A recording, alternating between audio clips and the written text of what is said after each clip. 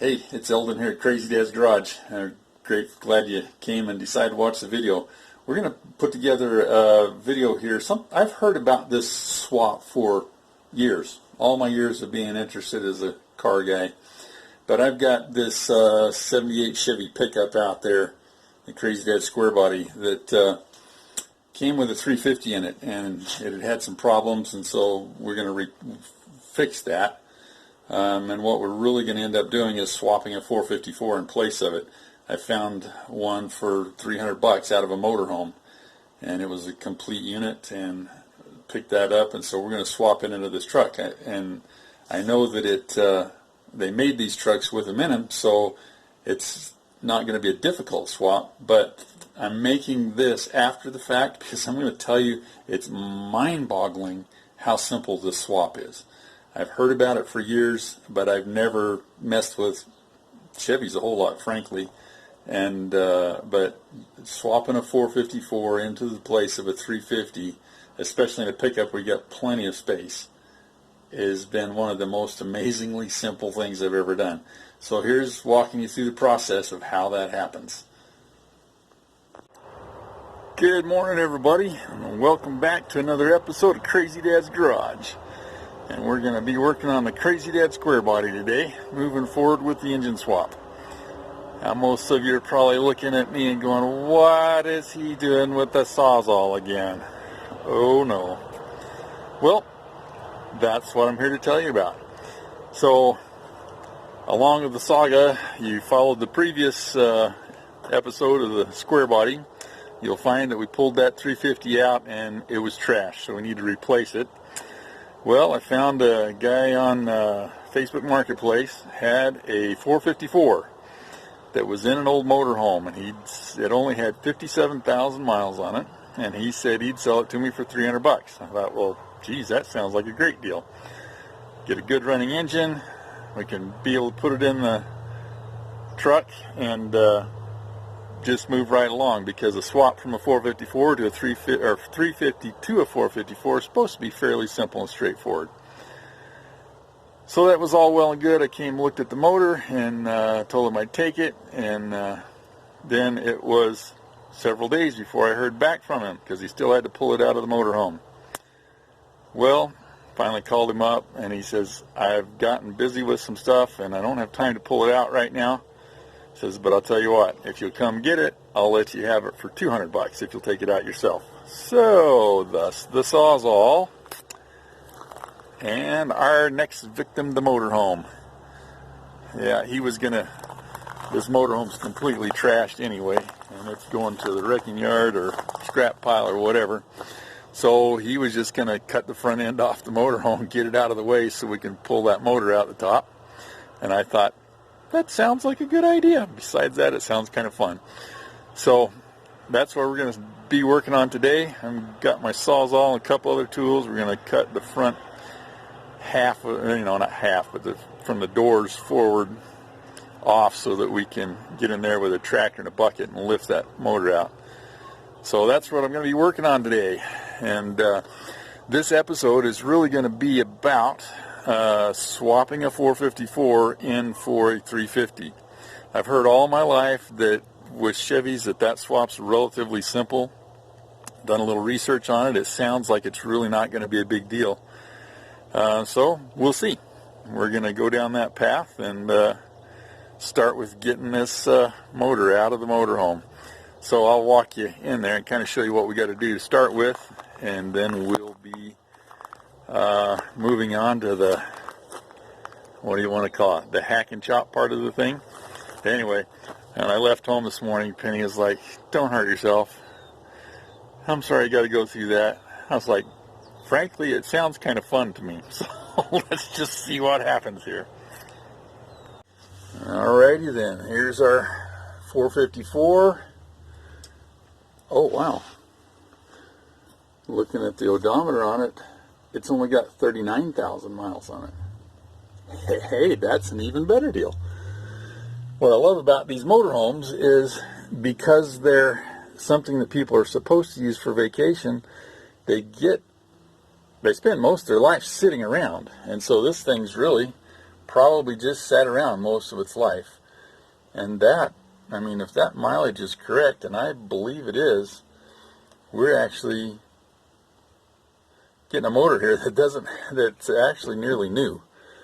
So that'll be really cool.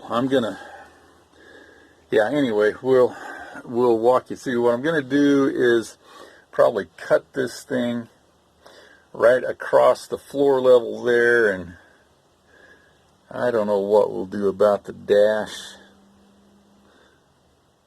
The dash really needs to come out for us to be able to reach in here effectively.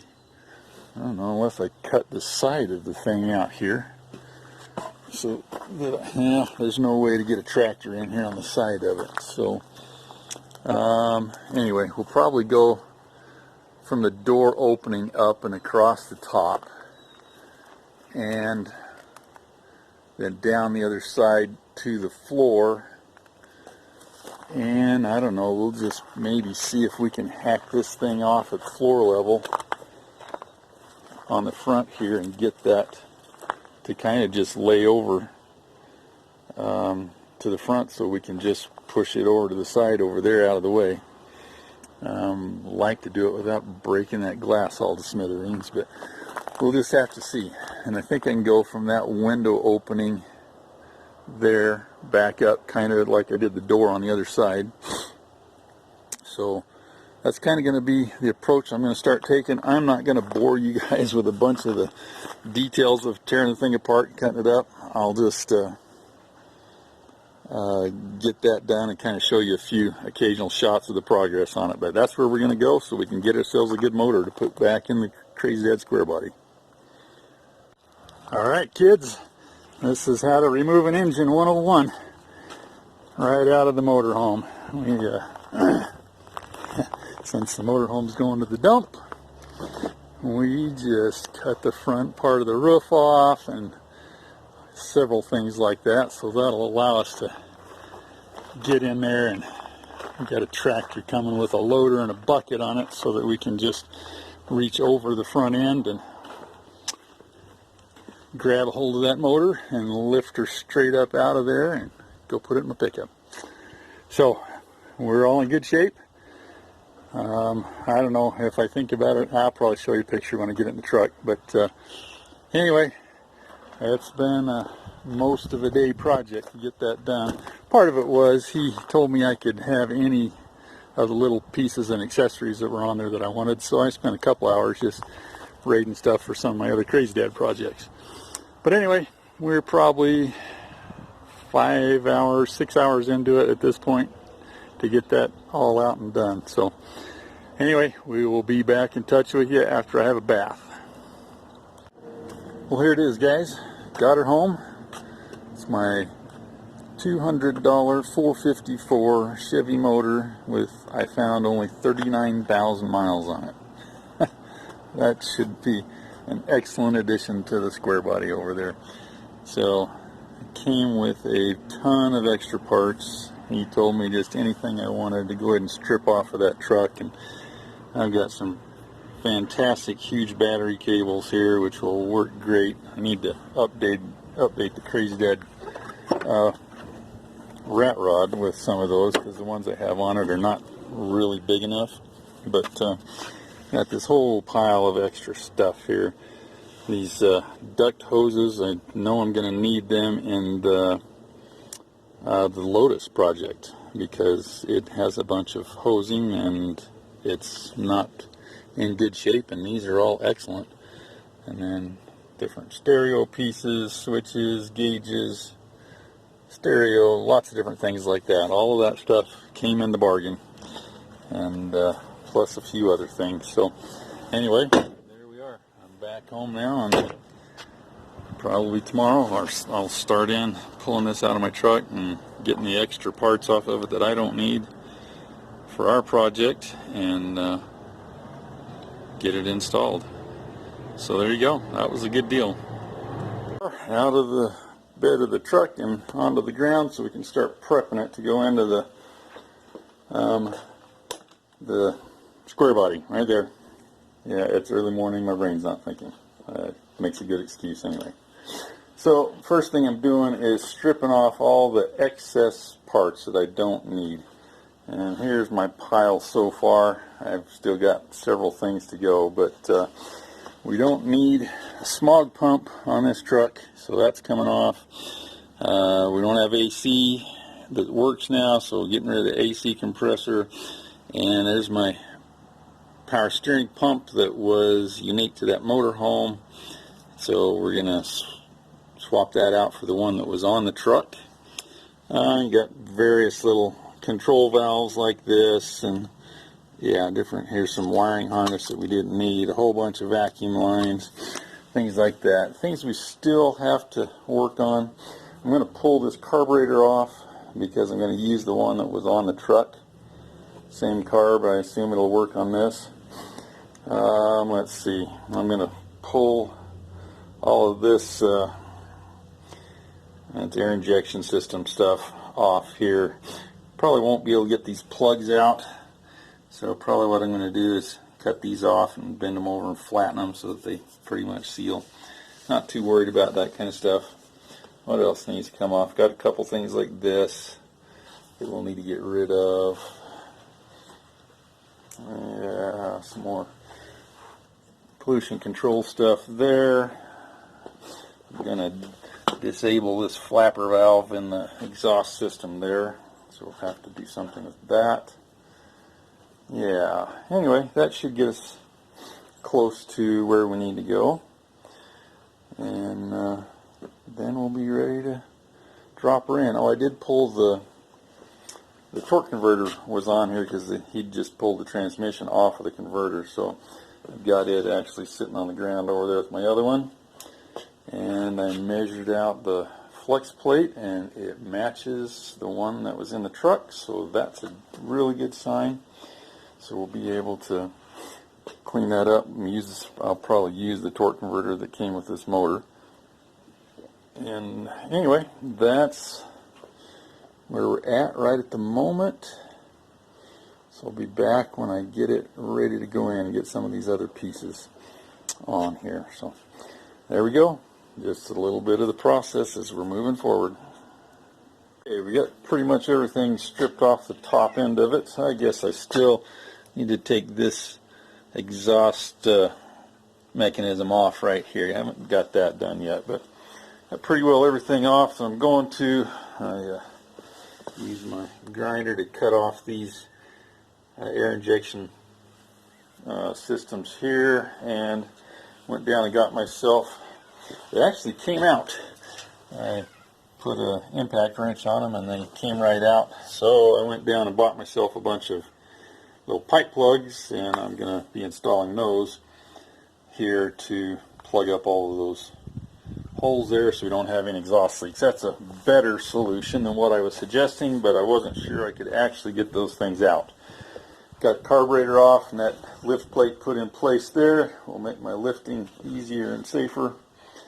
And got to get those things done. I'm going to pick it up in the air. I'm going to get that chunk of exhaust pipe off. Those studs were not wanting to come out when I had it in the car. And then I got to work on, this thing had an oil cooler, and so I'm going to take it off and go back to a conventional oil filter setup there. But once I get those things done, I should be ready to put it back in. Oh, and I just talked with my brother who this is going to, and we're going to throw on a new water pump and thermostat while we've got it off here.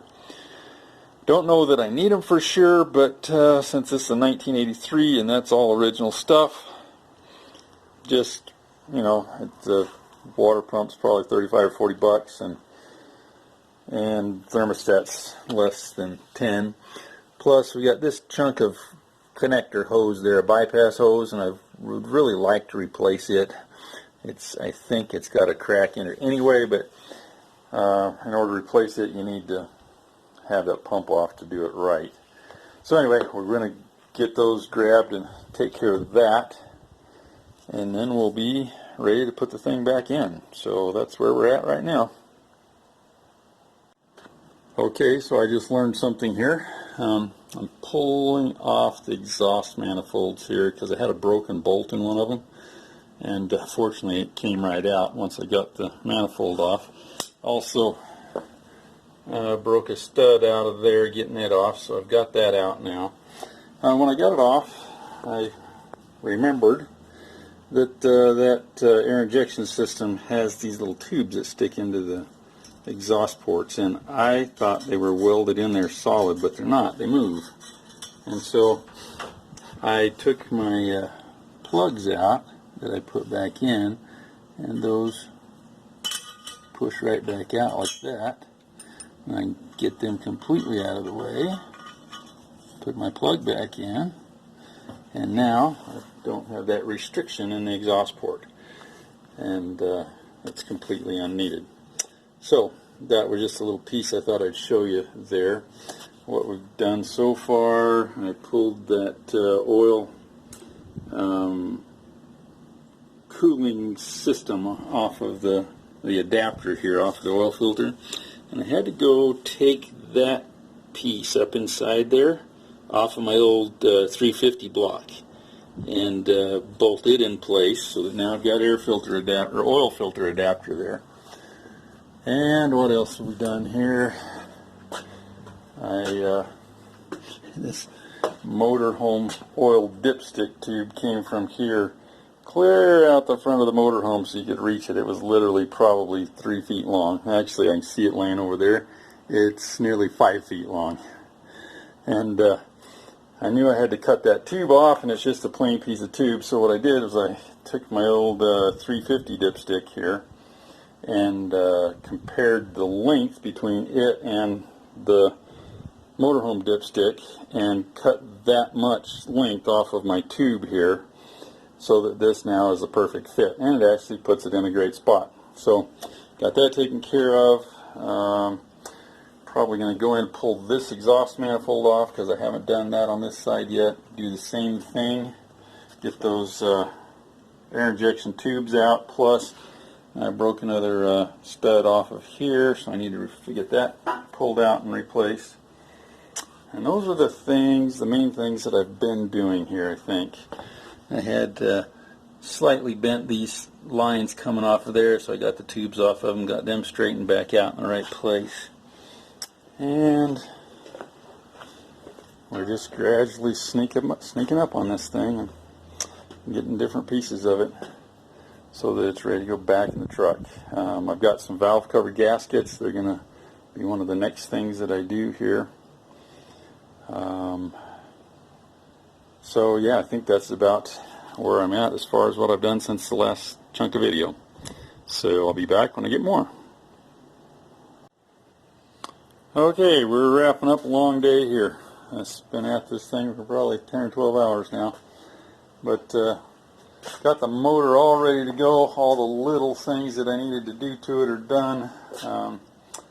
Took the valve covers off, put some new gaskets in them. They didn't have any gaskets. Somebody stuck them on with just silicone, and they were leaking and needed straightening and several other things. So got that done, got all of our exhaust problems solved. We got new studs in where the broken manifold studs were.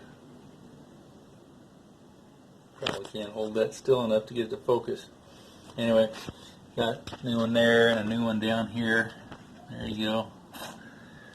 And not sure what all else. Pulled the coil or the distributor cap off just to get it out of the way. But yeah, it's ready to go back in. So I've got all that done. First thing tomorrow, I'm going to come out here and can't see it well, but I'm going to put a new front seal on the transmission and clean that area all up real good.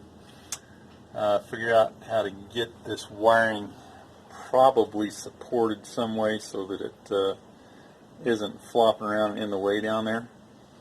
And then I think we will be ready to put this engine back in. So that's a wrap for today. We will show you where we come tomorrow, and as we get started we'll show you what's happening. Alright, we are ready to go back into the truck. I got the distributor set up. I got, I think, all of the little details taken care of that I tend to at this point. Got a new water pump coming, but it's not here yet. I'd rather put it on now, but we'll just wait and put it on once we get the thing in. But we're going to lift it up and start setting it in place and see if we can start this swap process and get it to work correctly. So we'll be back as we move forward. Okay, got her sitting in there. It slid right in. We had to kind of watch out on this side because our exhaust manifold sticks farther back on this side, and the studs are trying to catch all the wires and things there, and that transmission dipstick. But you know, just dropping it a little bit at a time down in there and managing those wires, it slipped right down and set in place. Got it down there, and transmission wasn't quite lining up because I got a floor jack underneath it at the back, and it was holding the,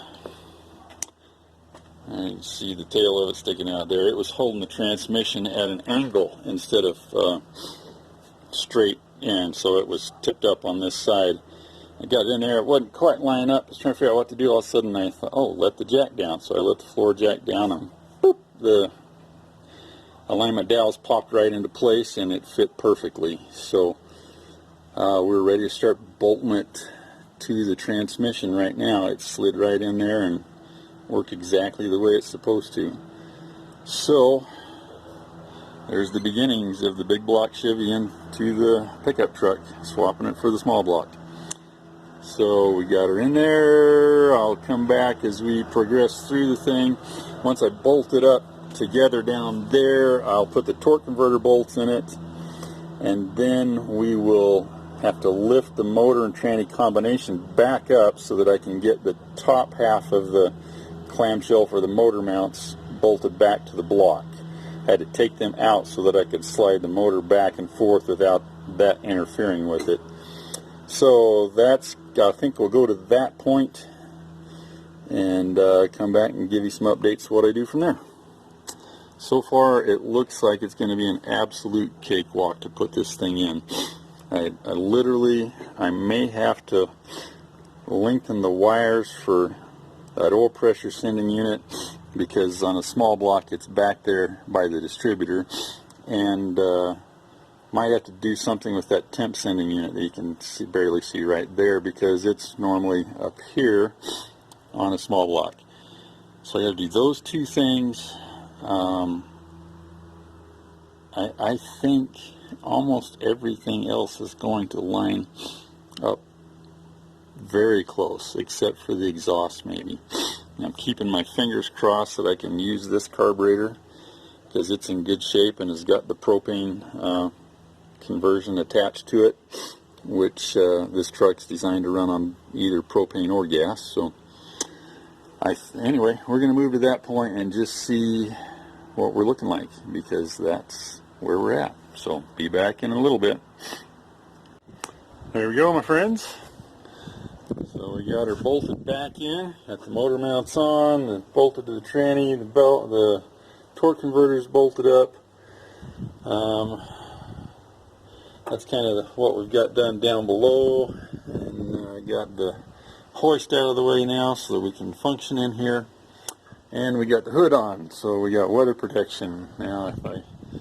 And I will need to leave it partway through here, but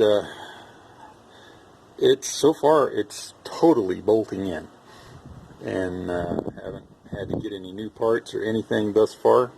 I'm sure I will, but we'll just keep carrying along and see what's going to have to be different. So my next thing is I'll get down here and put those hoses on the fuel pump. There is a heat riser tube that comes up here. I think I can put that on now. Start stringing some of the wires.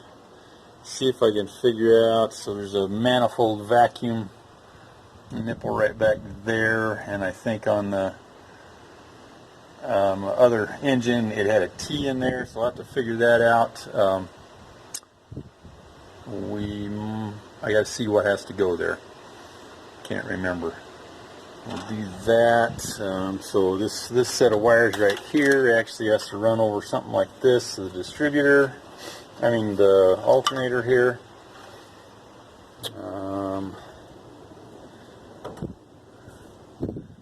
You have to get a different radiator hose because the one from the 350 comes out at an angle like this, so probably won't be able to use that. I don't have any clue about the lower one.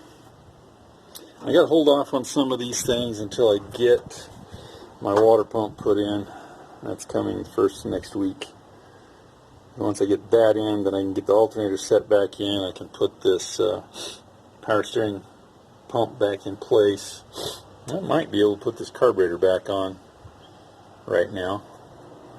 I'll have to check that out. Got a few hoses and wires up here that I can probably start to restring. Just have to see what things look like. So that's going to be where I'm going next, and then we'll be back here as we make some progress. Well, it's time to call it an evening because we've had a long day here, but I tell you what, you guys, I am shocked at how successful the swap has been.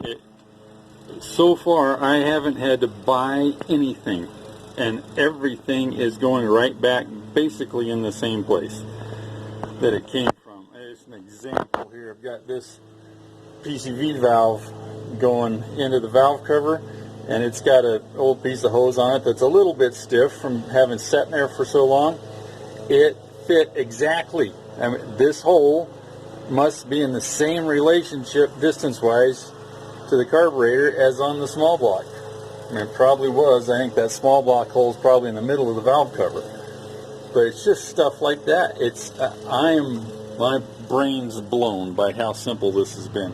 Here's a funny one. So this is my temperature sending unit down here, and that wire actually went to the old one, which was sitting right in here somewhere. But it's long enough. It worked. The oil pressure sending unit, same thing. I don't know what the deal is, if that wire was doubled up somewhere, because I know on the small blocks it's back there by the distributor. But I don't know if it was doubled up or somebody had already lengthened it or what the deal was, but it fit. And I'm amazed how simple this is. At this point in the game, what it looks like to me is there's a possibility I may have to get another starter. I don't know if the small block and big block starters interchange yet. Haven't figured that out. And I'm quite certain I'm going to need an upper radiator hose that's different. I've got a hunch that my lower one may work, but we'll see on that. And maybe some fan belts, because I got rid of the air conditioning compressor, I got rid of the smog pump, and that probably is going to maybe necessitate some more belts, but I can't remember which belts went to what, because we had 3 different belts on the thing in the motorhome. So there's a slim possibility that the belts I've got that came with it may work. So anyway, this has been fun as I've plunked along through here trying to figure out about this swap, and I'm going to have to mock up the exhausts. Are going to have to be different because they dump from different places in the manifolds, and not only that, they're a bigger size, which actually matches the old dual exhaust system in this truck. And so that is probably going to be the most difficult part of the whole swap, and that's not hard at all. So I'm excited about this, guys. This is looking like it's going to be as easy or easier than everybody said. And one of the reasons I think that is because when I got this motor, I snagged the entire assembly. I mean, all of the accessories and brackets. I had the carburetor, got the manifolds, and some of the exhaust pipe that went off the back of them. All of that stuff has made it easy to do this swap. Although, interestingly enough, there are things like on the alternator, this bracket and this bracket are the same as they're on the small blocks. On the power steering pump, this bracket and probably the one on the front are the same as the small blocks. So I think they just took, when they engineered these big blocks, I think they took and started with the dimensions, the critical dimensions of the small block, like the front of it and the distributor and things like that, and then they just designed all that stuff to work on a big block. So anyway, this has been fun, entertaining, easy, all of those things. By far the easiest engine swap I've ever done. So anyway, there you go. We will bring you up to date as we keep moving along on it. Probably going to be stuck on it. I won't have time to work on it for most of next week. And I got a bunch of new parts coming, so yeah. Anyway, we will be back and let you know what we got going at that time. Alrighty, we are back under here working on the underside of things. Let's see, we got the starter put in. Interestingly enough, the starter for a small block and a big block in this truck are the same part number, so that bolted in. Got the wires hooked up to it. Got ourselves a new oil filter there, and now we're starting with this exhaust downpipe. Put a new donut in it up there where it connects. We're bolting that up, and as it comes down here, interestingly enough, somebody put a new exhaust system on this truck, and they set it up with the bigger size tubing, so it's going to be a perfect matchup for the downpipes that came with the motor. So we came up with this gap right here. I'm going to make myself a sleeve that goes over that and then weld it to the outside of both pieces. And I think that'll give me the best solution to that. I still don't have the other side mocked up yet, but we'll have to. There it is. We got a longer pipe that we'll put up in there that comes down, and we got our other piece cut off here. So we'll be working on getting those all welded into place and tightened up to the motor, and that'll be our next part of the project as we're moving forward here. So filming underneath the car is a joke, but here we go, so I can hit the off button. Okay, back to continue the saga of putting the 454 in. Let's see, now I'm working on the power steering pump. We did put a new water pump in it, got those parts, and a thermostat. Also put this angled thermostat housing on there because the one that in the motorhome was a straight up one, and the hoses I was getting for pickup called for this one, so I pulled this off the 350 manifold, and that's going to even allow me to use my old radiator hose, which is really cool. So we got the new water pump on, alternator and brackets back in place, started putting the power steering pump back on, and it turns out that the lower bracket is different from the 454 to the 350. So I pulled that. I had that power steering pump and all its brackets off the other motor. It's down here.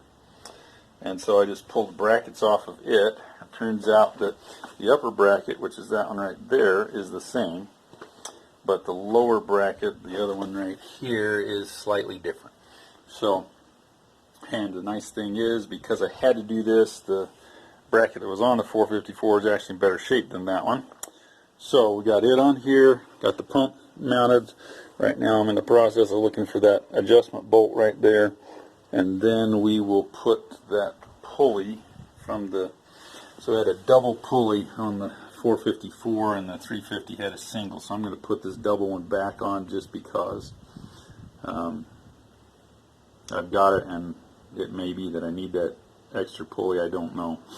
But anyway, we're going to do that, and that should get us back in the game here and get all of the front end done. Then I'll be able to put my pulley on here and see if I'm going to need any new belts. But as it's working out so far, if I can reuse this upper radiator hose, and I'm pretty sure that I can, and both of those were pretty new hoses, the upper and the lower, and I know the lower one's going to fit. I mean, if I can get by, if the belts I've got work, that means that right there, that pipe plug is literally the only part I've had to buy to make this swap. You know, everything else has been maintenance stuff, like new hose, you know, new water pump, things like that. I had to buy that part, and yeah, well, I actually bought plugs here to plug off those air injection slots, but I could have gotten by without that. And if you had different manifolds set up, you wouldn't even have needed them. But anyway, that I've had to buy one exhaust donut, and you can barely see down in there. Been working on my exhaust system. Where is it? There you go. Getting close to be able to attach those two together, so that's a good thing. So those are kind of the things that I've been working on so far. This exhaust on this side, I've had to start modifying the pipe quite a bit. There it is. This the angle coming down here is wrong, and so I've been cutting the pipe and adjusting that angle here, and I think I'm going to have to cut it some more, and I'm going to cut it on this side so that my angle comes down and more this way, because I've got to get this pointing farther down. Right now it's pointing up too much. And so those are kind of the things that I've been working on, and it's coming together. I'm shocked. Again, I've said this 100 times in here, but I can't believe how easy this swap has been. So I'll be back as I move forward and get a little farther along, and we'll fill you in whether the hoses and the fan belts work for me. So talk to you in a little bit. Alrighty then, we're all back together. So I can't remember how much of this we show, but we've got all of our belts put back in place there. Ended up using one belt from the 454 and one from the 350, so I didn't have to buy belts. My upper radiator hose worked. My lower radiator hose worked. Let's see, I did end up having to buy an oil filler cap because I didn't have one of those. And let's see, we got the distributor in place and all the wires run down where they're supposed to be. Yeah, got all that taken care of. We ended up getting the exhaust hooked up.